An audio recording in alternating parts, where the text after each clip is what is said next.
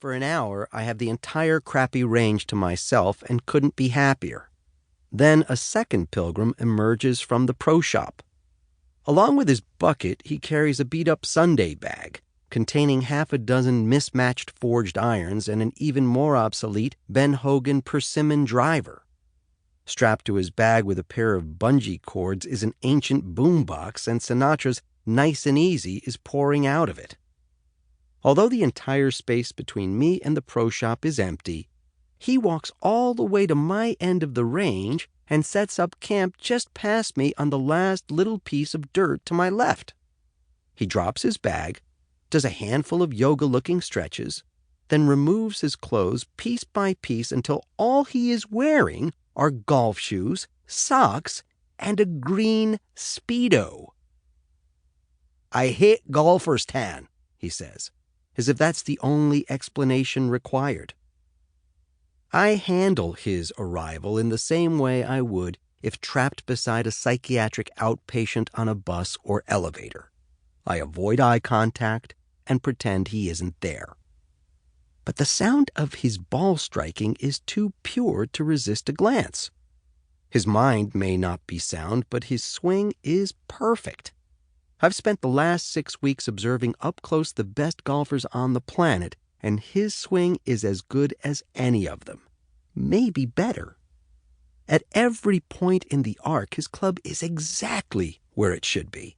And unlike with many golfers, even top pros, it arrives there naturally without last-second compensations or adjustments. And for someone in his late 50s, he hits it a ton. I return my attention to my own swing, which feels flimsy and threadbare by comparison. After about 10 minutes, I notice that my neighbor has taken a break. "I see you're having a little problem with your tempo," he says. "Frank isn't for everyone." He ejects the Sinatra cassette and pops in Bob Marley, and soon No Woman No Cry blasts out of the plastic speaker. "Try that." I do, and he's right, on both counts. I am struggling with my tempo, and the Wailers help. You may not be able to dance to reggae, but you can hit golf balls to it. The prominent bass lubricates your turn and makes it easier to sink the lower body and the arms. As we say on air, it's something you amateurs might want to try at home. 20 minutes later, he stops again. "Do you mind if I watch you hit a few?" Nearly half a century of experience and instinct suggests I should resist random input from a stranger, particularly one rocking a green Speedo. But he was right about the tempo, and he was right about the reggae, and I can see all too well that he doesn't have golfer's tan. "You got a nice little move," he says finally. "You mean tight, constricted, constrained?" "What the hell is wrong with you?" "I mean simple, efficient, repeatable. Don't ever change it. Have some faith in it. Invest in it. And FYI, you shouldn't be out here at the end of a range in Encino with a lunatic like me. You should be playing pro golf." "So should you." "Well, we're not talking about me now, are we?" "I did, on the senior tour," I say. "I just lost my card." "I'm talking about the real tour. Why spend your precious time playing with a bunch of old men? All that proves is who has happened to age a little better or who responds better to Advil." I had enough trouble with my contemporaries. "Well, perhaps you need to raise your standards. In the meantime, word to mother.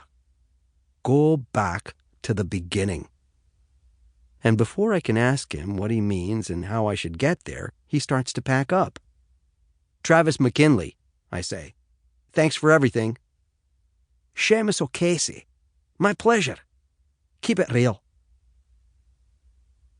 Seamus's endorsement bolsters my confidence, and working on my game makes me feel like I haven't given up the ghost quite yet, that at least in some small way I'm still a golfer and not just a golf whisperer. The next morning, I postpone my flight so I can work on it some more before returning to the Arctic Midwest. Like yesterday, I arrive before the range opens and once again have it to myself until the familiar figure of O'Casey emerges from the clubhouse. Today, however, he carries himself differently, more formally. and it's reflected in his attire.